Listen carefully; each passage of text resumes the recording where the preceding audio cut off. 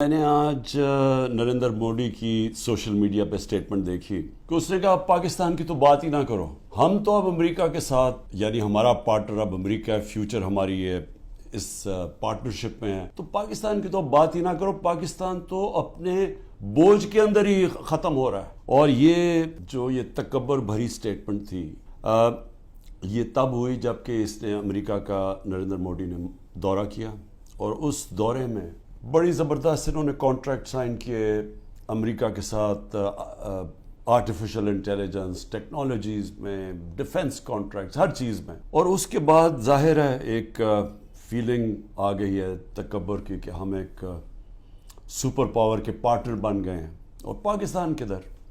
اور پاکستان تو جس طرف جا رہا ہے اپنے بوجھ میں ڈوبتا جا رہا ہے، میرا جینا مرنا پاکستان میں۔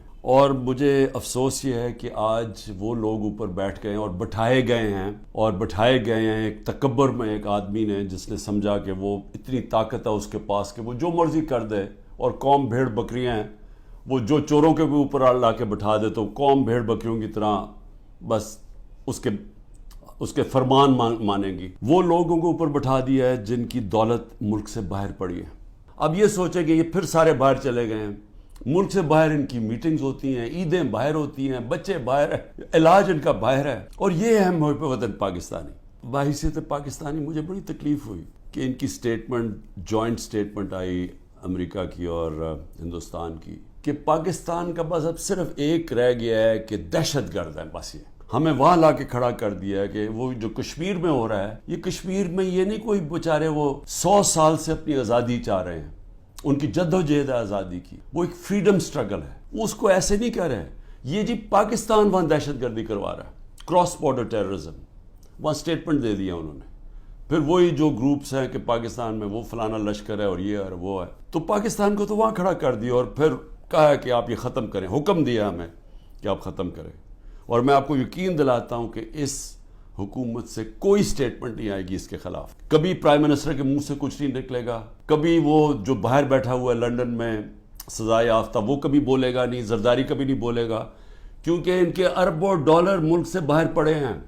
80 کی دہائی میں بھی ہم جب میچ کھیلنے جاتے تھے تو جب واپس آتے تھے پاکستان تو لگتا تھا کہ غریب ملک سے امیر ملک میں آ گئے ہیں۔ میں 80 کی دہائی کی بات کروں، یہ زیادہ دیر کی بات نہیں ہے۔ جب سے یہ دو خاندان آئے ہیں، 90 کی دہائی سے ہم پیچھے رہنا شروع ہوئے، یہ پیسہ بنانا شروع ہو گئے، ملک پیچھے جانا شروع ہو گیا۔ اور پہلے ہندوستان ہمارے سے آگے نکلا 90 کی دہائی میں، اور اس کے بعد بنگلہ دیش آگے نکل گیا۔ آرمی چیف نے جب مجھے ہٹایا، اس نے کہا جی پاکستان کو آئسولیٹ کر دیا تھا، اکیلا چھوڑ دیا تھا۔ مجھے یہ بتائیں کہ جب ڈونلڈ ٹرمپ نے ایسی سٹیٹمنٹ دی تھی، پریزیڈنٹ نے، میں جب پرائم منسٹر تھا، اس نے کہا پاکستان دہشت گردی میں شامل، میری ابھی بھی ٹویٹ پڑھ لیں، میں نے اس کے جواب دیا، میں نے کہا پہلے آگاہ کرو کہ پاکستان نے کہ کس طرح کی دہشت گردی کی جنگ لڑی ہے، ہم نے کیسی قربانی دی۔ اسی ڈونلڈ ٹرمپ نے مجھے امریکہ دعوت دی، اور جو میرے ساتھ تھے، جس طرح کا پروٹوکول مجھے دیا، ذرا بتائیں کبھی کسی پاکستانی پرائم منسٹر کو ملا؟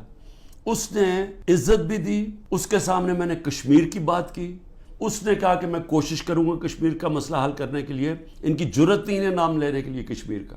اس کے بعد اس نے سارے میرے اور میرے ڈیلیگیشن کو سارے وائٹ ہاؤس کا خود دورہ کروایا، ٹور کروایا، عزت دی۔ میں یہ کیوں کہہ رہا ہوں؟ کیونکہ میں مغربی ذہن کو سمجھتا ہوں۔ آپ اگر ان کے نیچے ان کے سمجھتے ہیں کہ ان کے جوتے پالش کرنے سے وہ آپ کی بڑی کوئی رسپیکٹ کریں گے، وہ آپ کو حقارت سے دیکھتے ہیں۔ وہ سمجھتے ہیں جو اپنے ملک کے مفادات کے لیے کھڑا ہوتا ہے وہ اس کی عزت کرتے ہیں۔ میں نے جب ان کو کہا افغانستان کے اندر کوئی ملٹری سولوشن نہیں ہے، تو ان کے سینیٹر لنزی گرام، یہاں تکڑا سینیٹر ریپبلکنز کا، اس نے پاکستان آ کے بیان دیا کہ عمران خان ٹھیک کہہ رہا تھا، کہ وہ اس چیز کی رسپیکٹ کرتے ہیں۔ یہ جو جا کے جناب فورن منسٹر بلاول بھٹو ہر دوسرے دن پہنچ کے اچھی انگریزی بولتا ہے، اس سے وہ متاثر نہیں ہوتے۔ اور اسی لیے یہ جو فورن پالیسی بنا دی ہے کہ جی ہم ساری دنیا کو ہم ساری دنیا کے ساتھ اچھے باتیں کریں، ان کو آم کے ٹوکرے بھجوا دیں، اور ہم جا کے ان کے ساتھ بڑی اچھی طرح ان کے ہاتھ پکڑ کے بات کریں،